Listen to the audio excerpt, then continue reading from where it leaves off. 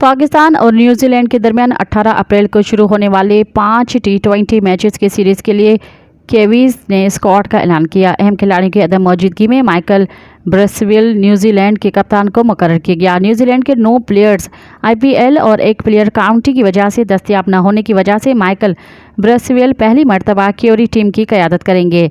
दौरा पाकिस्तान के लिए कीवी स्क्वाड में ब्रेसवेल के अलावा Finn Allen, Mark Chapman, Josh Clarkson, Jack Duffy, Dean Foxcroft, Ben Lister और कोल मैककॉन्ची के भी स्क्वाड में शामिल हैं।